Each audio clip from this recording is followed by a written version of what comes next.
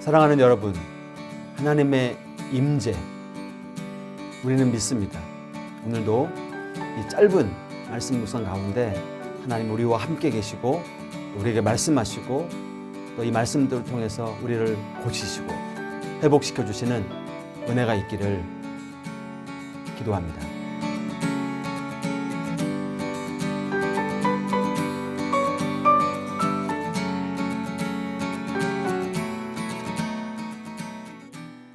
여러분, 성전 건축을 시작하고 무려 7년이라는 시간이 흘렀습니다. 왕으로 즉위하고서는 11년의 세월이 지난 것인데요.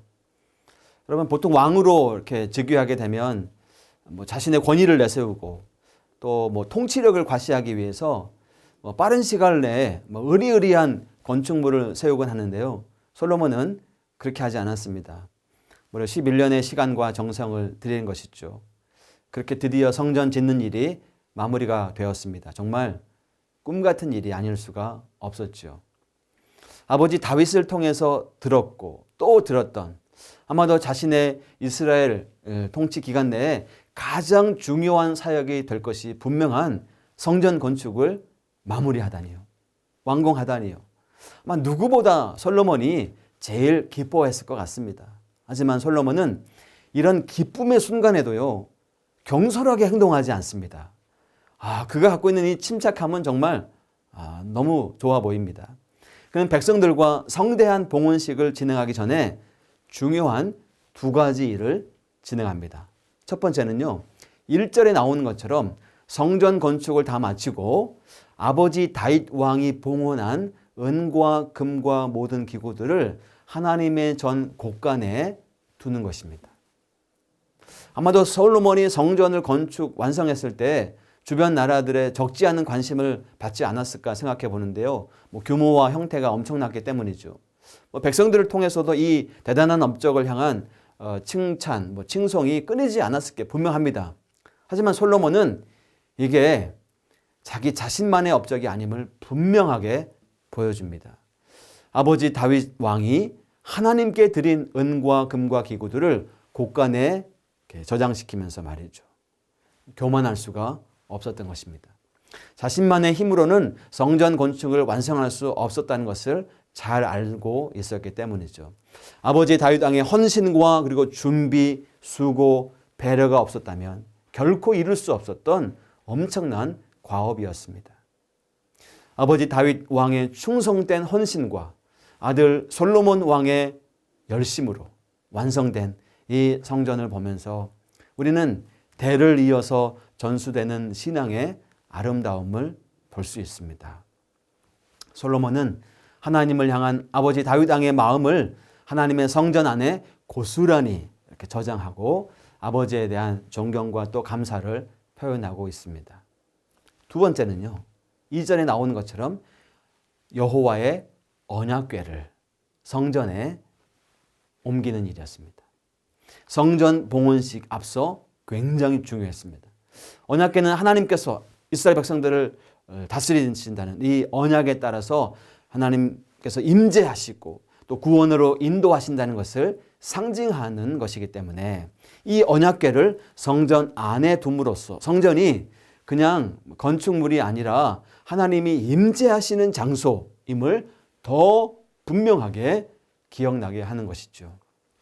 중요한 건 이겁니다, 여러분. 하나님이 임재하시지 않는 건물은 의미가 없는 것이죠, 여러분. 때문에 솔로몬은 모든 일들을 신중하게 그리고 조심스럽게 진행합니다. 언약궤를 옮긴 후에 솔로몬은 모든 이스라엘 백성들을 모으고 하나님께 제사를 드렸는데요. 그 수가 많아서 기록할 수도 없고 셀 수도 없었더라. 솔로몬은 자신이 한 일에 대해서 자랑하거나 으스대기보다는 모든 이스라엘 백성들과 함께 하나님께 감사하고 하나님 찬양하고 예배하고 있는 것입니다. 하나님을 향한 전심의 예배를 기쁘게 받으신 하나님께서 구름을 덮으시고 하나님의 임재를 보여주셨어요. 비로소 성전이 완성이 된 것입니다. 할렐루야. 성전의 완성은 하나님이 임재하실 때입니다. 아무리 화려한 건물일지라도 하나님의 임재, 하나님이 함께 하시지 않는다면 그냥 건축물에 지나지 않는 것이죠. 그러나 아무리 작은 장소를 할지라도, 아니 장소가 없다 할지라도 하나님이 함께 하실 때, 동굴 속에 있다 할지라도 거기 하나님의 임재가 함께 할 때 그것은 하나님이 함께 하시는 장소가 되는 것입니다. 우리의 마음속 성전에 하나님의 임재가, 그분의 살아계심이 계속해서 경험되고 있는지 돌아봐야 하겠습니다. 화려한 겉모습뿐인 건물은 아닌지 돌아보기를 원합니다.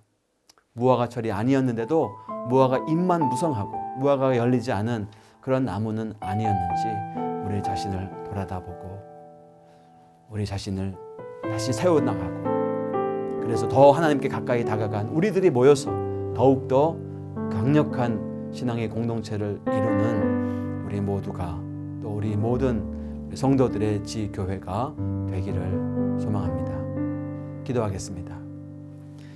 하나님 아버지, 나의 나 된 것은 오직 하나님의 은혜, 하나님의 사랑 때문인 것을 알고 그 사랑에 다시금 집중하는, 우리가 예배로 모일 때마다 온전히 모두가 다 대면하여 예배하지는 못하지만, 그러나 온라인으로 드리든지 또 예배당에 모이든지 정말 우리가 한 공동체인 것을, 하나님의 임재를 강력히 체험하는 우리 모든 지교회들의 예배가 될 수 있도록 주님 함께하여 주옵소서. 특별히 하나님, 오늘 연로하신 어르신들 가운데 주님께서 함께해 주시고, 오늘 이 말씀의 오늘 함께 나눌 때 하나님께서 함께 하시는 회복과 치유의 역사, 새 힘을 주시는 하나님의 은총을 경험케 하여 주옵소서.